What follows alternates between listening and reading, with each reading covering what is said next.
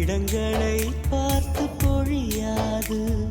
கோடையில் இன்று இலையுதிரும் வசந்தங்கள் நாளை திரும்பி வரும். வசந்தங்கள் மீண்டும் வந்து விட்டார். குயில்களின் பாட்டு காற்றில் வரும்.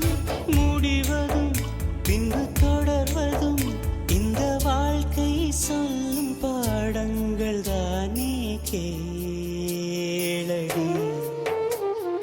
கடவுள் தந்த அழகிய வாழ்வு உலகம் முழுதும் அவனது வீடு. கண்கள் மூடியே வாழ்த்து பாடு.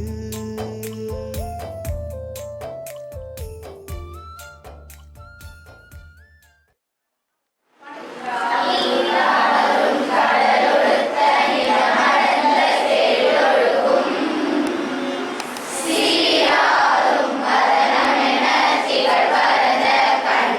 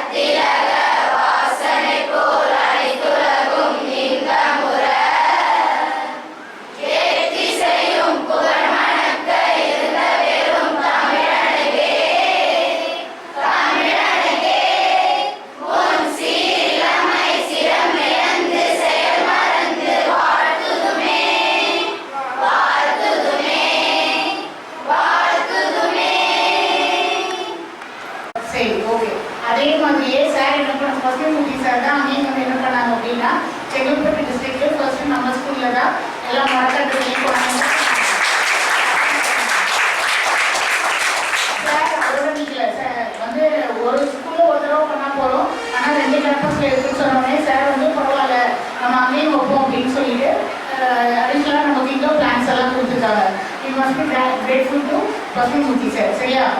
சார் நிறைய இதுதான் ஃபர்ஸ்ட் டைம் அப்படின்னு கிடையாது. சார் நிறைய பண்ணியிருக்காங்க.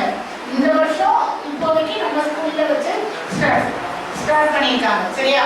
இப்போ சார் வந்து பிளான்ஸ் கொடுக்குறாரு அப்படின்னா நம்ம என்ன பண்ணுவாங்க, நீங்க ஒரு வருஷத்துக்கு முன்னாடி பார்க்கும்பொழுது இந்த ஸ்கூல் வந்து இந்த மாதிரி இருந்திருக்காரு. நானும் பார்த்துருக்கேன், நான் இப்படிதான் பார்த்துருக்கேன்.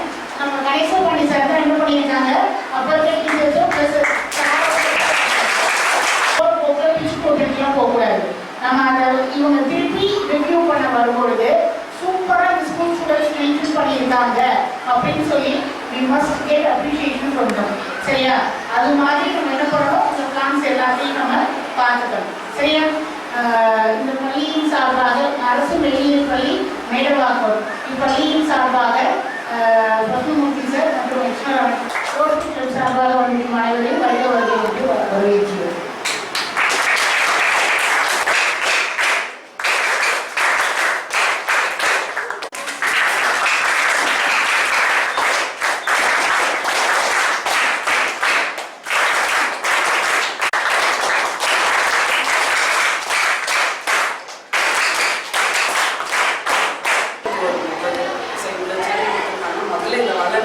நல்லா வளர்த்தீங்கன்னா நான் இன்னும் நிறைய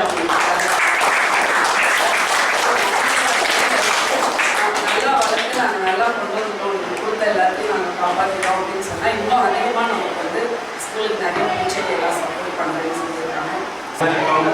பசுமை அமைப்பின் சார்பாக வணக்கத்தை தெரிவித்துக் கொள்கிறேன். நான் வந்து செங்கல்பட்டு மாவட்ட கல்வித்துறை முதன்மை அதிகாரி அவர்கள் மூலமாகவும் சுற்றுச்சூழல் ஒருங்கிணைப்பாளர் மூலமாகவும் இன்று நமது பள்ளியில் மரக்கன்று நடும் விழாவுக்கு அவர்கள் உத்தரவின் பேரில் இன்று உங்களுடன் இணைந்து மர நடும் விழாவுக்கு நான் வந்திருக்கேன். நீங்க வந்து எப்படின்னா வந்து இப்போதான் நான் இது வந்து இரண்டாவது பள்ளி. முதல் பள்ளியில வந்து மேடவாக்கம் அரசு பள்ளியில நான் நடவு செய்து விட்டுட்டேன். செங்கல்பட்டு மாவட்டத்துல இது இரண்டாவது பள்ளி. எப்படின்னா வந்து ஒவ்வொரு பள்ளியிலும் நான் வந்து மரம் நடுறதுதான் எனக்கு ஒரு லட்சியம். எப்படின்னா அரசு பள்ளியில், அதாவது அரசு பள்ளியை பசுமையாக்குவதுதான் என்னுடைய முதல் கனவு. அதை வந்து நான் வந்து செயல்பட்டு கொண்டு வருகிறேன். நீங்கள் அனைவரும் என் கூட வந்து ஒத்துழைப்பு கொடுக்கணும். நான் மட்டும் அதை செய்தால் போதாது. இந்த இடத்துல இப்போ மரம் நம்ம 25 மரம் நடுறோம்னா இது வந்து ஒரு விழிப்புணர்வு. அதை வந்து நீங்க பின்பற்றி உங்க வீட்டில் போயிட்டு உங்க பெற்றோர்கிட்ட சொல்லி மரம் நட வேண்டும். இங்கே நம்ம நடுற 25 மரம் வந்து நாளைக்கு வந்து நீங்க 2000 மரம் கிட்ட நீங்க நட வேண்டும். இங்க பள்ளியில் மொத்தம் வந்து 2000 ஸ்டூடெண்ட்ஸ் இருக்காங்க. ஒவ்வொருவரும் ஒரு வீட்டில் மரம் நட்டாவே போதும். இயற்கை நம்ம வந்து நல்லா நிறைய பசுமையா ஆகிடலாம். நீங்க வந்து அதுக்கு வந்து விழிப்புணர்வு உங்களுக்கு வந்து நீங்க வந்து இப்பதான் நீங்க குழந்தை பருவம், இப்ப நீங்க மரம் நட்டாதான் நாளைக்கு அது வந்து உங்களுக்கு பெரிய மரமாய் உங்களுக்கு இருக்கும். எப்படின்னா கடையில் இப்போ ஆக்சிஜன் கூட நம்ம கடையில காசு கொடுத்து வாங்க வேண்டிய சூழ்நிலை தரப்பட்டிருக்கோம். மரம் இல்லை, எங்கேயுமே மரமே இல்லை. காரணம் என்ன? எல்லா மரத்தையும் வெட்டி வீழ்த்தி விட்டாங்க. நீங்க வந்து வருங்கால தலைமுறைங்க. நீங்க இன்னைக்கு நீங்க விழிப்புணர்வோடு இருந்தா தான் நாளைக்கு உங்களுக்கு அது பயனாகும். எங்க காலம் முடிந்து விட்டது, உங்க காலம் தொடர்ந்து கொண்டிருக்கிறது. உங்களுக்கு தேவை மரம். எப்படின்னா உங்க பெற்றோர்கள் வந்து உங்களுக்கு பள்ளியில் படிக்க வச்சிருக்காங்க. என்ன காரணம்? நீங்க வந்து நல்ல ஒரு முறையில முன்னேறி வரணும். நாளைக்கு வந்து நீங்க ஒரு பெரிய விஞ்ஞானத்திலேயோ, ஒரு காவல்துறை, ஒரு இராணுவத்திலேயோ, ஒரு டாக்டர் ஆகணும் அப்படின்னா உங்களுக்கு கனவு இருக்கும். இருக்குமா? நாளைக்கு நீங்க பெரிய ஆளாகணும் உங்களுக்கு கனவு இருக்குல்ல, ஒரு லட்சியம் இருக்குல்ல. அந்த லட்சியத்தை கூட மரம் நடுவதும் ஒரு லட்சியமாக நீ கொள்ள வேண்டும். தமிழக முதல்வர் உத்தரவின் பேரில் கிரீன் சாம்பியன் அவார்டும் வாங்கியிருக்கேன். பிற அமைப்புகள் மூலம் 184 விருதுகள் வாங்கியிருக்கேன். காரணம் என்ன? நான் வந்து மரத்தை வளர்த்தேன், மரம் என்னை வளர்த்தது. புரிஞ்சுக்கிட்டீங்களா? மரத்துக்கு எவ்வளவு சக்தி இருக்கு தெரியுமா? அது பேசதான் முடியாது, அதுக்கு உணர்வு. எப்படின்னா ஒரு தூங்குமிஞ்சி மரம் பார்த்துருக்கீங்களா? அது தொட்ட உடனே என்ன ஆகும்? குடிக்கணும். அப்ப அதுக்கு என்ன இருக்குது? உயிர் இருக்கு, உணர்வு இருக்கு. அதை நீங்க புரிஞ்சுக்கணும். நீங்க வந்து நம்ம தமிழ்நாட்டை பசுமை நாடாக மாற்ற வேண்டும். ஓகேங்களா? செய்வீங்களா? இதோ நம்ம வாழ்க்கையில பிறந்தோம், வளர்ந்தோம், இறந்தோம் என்று இல்லாமல் ஒரு சரித்திரம் படைக்கணும். அந்த சரித்திரம் வந்து ஒரே ஒரு மரம் நட்டாலே போதும். எனக்கு வந்து யாருன்னா என் பேர் மூர்த்தி தான். பசுமைன்னு என்னை சேர்த்து கொண்டது யாரு? டாக்டர் முன்னாள் ஜனாதிபதி அப்துல் கலாம் ஐயா தான். அவர் தான் எனக்கு அந்த பசுமை மூர்த்தி. சாதாரண ஒரு விஷயத்துல அண்ணா யூனிவர்சிட்டியில அவரோட ஒர்க் பண்ணும் போது எனக்கு நடந்த இந்த நிகழ்ச்சி, எனக்கு அப்போ அறியாத வயது, இந்த வயதிலே எனக்கு இந்த மாதிரி பசுமை மூர்த்தியின் பேர் வச்சிருந்தது அவர் தான். இது வரைக்கும் நான் தமிழ்நாடு முழுவதும் 11 லட்சம் மரம் நட்டிருக்கேன்.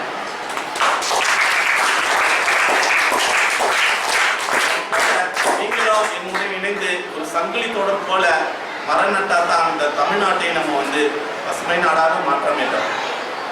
அது முடியும் நம்மளால. ஓகேயா? செய்வீங்களா? எனக்கு என் கூட வந்திருக்க ரோட்டரி சங்க நிர்வாகிகள் அவங்க வந்து இங்க வந்துட்டாங்க. உங்களுக்கு வந்து உங்க பள்ளியை வந்து இன்னும் மேலும் நல்ல முறையில் அவங்களுக்கு தேவையான உதவிகள்லாம் அவங்க செய்வாங்க. அவங்க சாதாரண ஆளுகள் இல்லை. ரோட்டரிக்கு வந்து ஒரு பெரிய கடல். அவங்க வந்து வருஷத்துக்கு வந்து ரோட்டரி சங்கம் மட்டும் ஒரு சங்கம் 3 to 4 மட்டும் 10 கோடி செலவு பண்றாங்க பொது சேவைக்கு. ஒவ்வொருவரும் அவங்க வந்து சேவை தான் எனக்கு தேவைன்னு சொல்லிட்டு இங்க வராங்க. அவங்களாம் அவங்க வேலையை விட்டுட்டு இங்க வந்திருக்காங்கன்னா அது எவ்வளவு பெரிய விஷயம். அது உங்களுக்கு நல்லது செய்வாங்க. உங்களுக்கு தேவையான அவங்ககிட்ட உதவிகள் நீங்க கேட்டீங்கன்னா அவங்க நல்லது உங்களுக்கு செஞ்சு கொடுப்பாங்க என்று சொல்லி எனக்கு வாய்ப்பளித்த தலைமை ஆசிரியர் அவர்களுக்கும் மற்றும் அமுதா டீச்சர் அவர்களுக்கும் மற்றும் ஆசிரியர் அவர்களுக்கும் நான் மனமாற நன்றியை தெரிவித்துக் கொள்கிறேன். நன்றி, வணக்கம். நீங்க வந்து சார் வந்து இன்னும் மெயின் செடிகள் வந்து நமக்கு எவ்வளோ இம்பார்ட்டன்ட். அது என்ன கொடுக்கும் நமக்கு? ஆக்சிஜன். ஸோ நம்ம எப்படி சின்ன பொருட்லேருந்து நம்மளை வளர்த்துறாங்களோ பேரண்ட்ஸ், அது மாதிரி சார் சொன்ன மாதிரி செடியை நம்ம ஃபர்ஸ்ட் வி ஹாவ் டு அதுக்கு தோண்டி அதில் தண்ணி விட்டு அதுக்கப்புறம் சீட் போட்டு வளர்கிற மாதிரி நம்மளாம் இன்னைக்கு வளர்ந்துருக்கிற மாதிரி தான் செடியும் வளரும். அந்த செடியிலேருந்து நமக்கு நிறைய யூஸ்ஃபுல் திங்ஸ் கிடைக்கும். என்னெல்லாம் கிடைக்கும் சொல்லுங்க? அதனால ஃபுட்டால எடுத்து என்னெல்லாம் ஐட்டம் பியூட்டிஃபுல் ஐட்டம்ஸ் பண்ணுறாங்க வீடு கட்டுறதுக்கு நிறைய யூஸ்ஃபுல். அது மரங்கள் இல்லைன்னா நம்ம கிடையாது. எக்ஸாக்ட்லி நம்மளும் அது குழந்த மாதிரி நினச்சிதான் நம்மளும் வளர்த்தோம். இன்ஃபேக்ட் நம்ம வீட்டிலலாம் வச்சு நம்ம டெய்லி அதை பார்க்க நம்ம பேசினா அது கண்டிப்பாக நம்மளோட அது ஆன்சர் கொடுக்கும். நிறைய வச்சு good luck and happy independence day அட்வான்ஸா. Okay, god bless you. மரம் நடுறது அப்படிங்கிறது ஒரு நாள் பொறுத்து கிடையாது. ஒரு நாள் மரம் வச்சோம் அப்படின்னு சொன்னால் நம்முடைய உழைப்பை முழுக்க அதில் போட்டால் தான் அந்த மரத்தை வந்து பெருசாக பார்க்க முடியும் அப்படிங்கிறது எல்லாருக்கும் தெரிஞ்சது. நம்முடைய பள்ளியில் அதை வந்து நம்ம சாதிச்சிருக்கோம். நம்முடைய ஆசிரியர்கள், நம்முடைய ஸ்டூடெண்ட்ஸ், எல்லா ஸ்டூடெண்ட்ஸும் கோஆப்ரேட் பண்ணியிருக்கிறாங்க. அதனால தான் இந்த மரம் நடுறது வந்து பெரிய மரமாக்கி காட்டுறது வந்து நம்ம ஸ்கூலில் சாத்தியமாயிருக்குது. மாமரம் வைக்கிறது இல்லை, பையன் கழுத்துக்கு வீசுவான், சாப்பிட பழங்கள் அந்த மாதிரி மரங்கள் வைக்கணும்னு எனக்கு கனவு, ஆசை. போகிற வழியிலலாம் நாவல் மரத்தையும் மாமரத்தையும் வச்சோம்னு வச்சுங்களேன், பசிக்கு பஞ்சமே இருக்காது. மரங்கள் வந்து மனிதனுடைய பசியை போக்கக்கூடியது. அது எல்லா இடத்துலையும் வைக்கணும்னு ஆசைப்படுவேன். நான் சாப்பிட்டா கூட மாம்பழம் சாப்பிட்டா கூட கொட்டை எடுத்து டஸ்ட்பினில் போடவே மாட்டேன். தூக்கி ஜன்னல் வழியாக வெளியே போட்டுருவேன். அப்புறமா எப்போவாவது பின்னாடி போய் அதை எடுத்து நான் என்ன தொட்டியில் வச்சுருவேன். இப்படி நிறைய மாமரம் இங்கே 4 மாமரம் இங்கே வளருது. அப்படிப்பட்ட மாமரம் அது. ஒரு அரச மரம் கிணத்துக்கு பக்கத்தில் ரொம்ப உயரமாக இருந்துச்சு. ஃப்ளாட்டில் கட்டணும்னு சொன்னாங்க. நான் விடிய காலமே போய் அறுத்தெடுத்து ஒரு கேரி பேக்கில் வச்சு வளர்த்து அதை தூக்கி போட்டு வச்சு சூப்பரான மரமாக வச்சுக்கிறது முன்னாடி நிற்குது. ஒவ்வொரு மரமும் வரலாறு பேசும். அப்படின்ற ஒரு சூழ்நிலை தான் எல்லாத்துக்கும் பரபரப்பாக ஓடிக்கிட்டே இருக்கும்.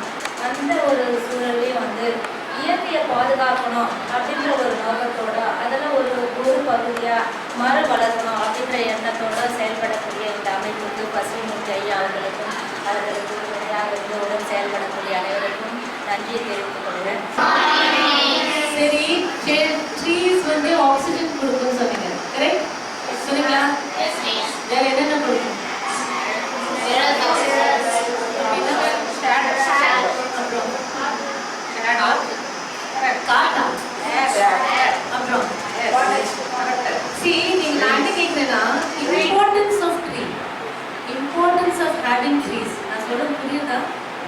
மரங்கள் எவ்வளோ முக்கியம் அப்படின்றத உங்களுக்குலாம் எவ்வளோ தெரியும்னு அது எனக்கு தெரியணும்.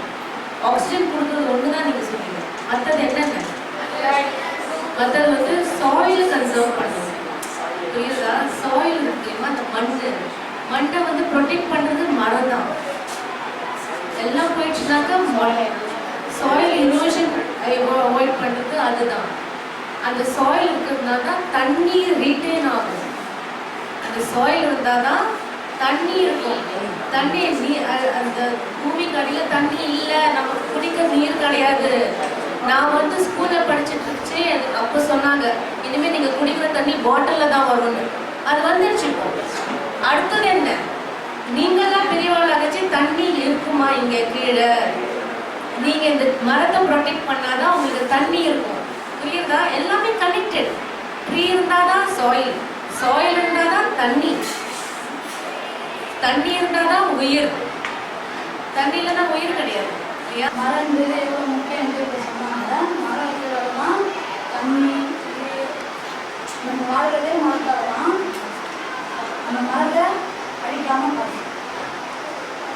அப்புறம் மழை இருந்தால் மழை வரும், மழை வந்தால் விலங்குகள் வரும், விலங்குகள் இருந்தால் நம்மளுக்கு வாழலாம், ஆக்சிஜன் கிடைக்கும்.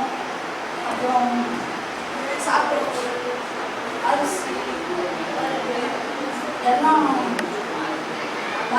மரம் செடி இயற்கையால் தான் நமக்கு கிடைக்குது. இயற்கையாக தான் நம்ம வாழ முடியும். மரத்தினால் நமக்கு சாப்பிடக்கூடிய உணவு, பழங்கள், காய்கறிகள் எல்லாமே கிடைக்குது. மிஸ்ஸுக்கு சொன்னது இப்போ மரம் இருந்தால் தான் நம்ம வாழ முடியும்ன்றது தான். மரத்தில் தான் நம்மளுக்கு காய்கறிகள், உணவுகள் அனைத்தும் நமக்கு கிடைக்குது. மரத்தில் ஆக்சிஜன்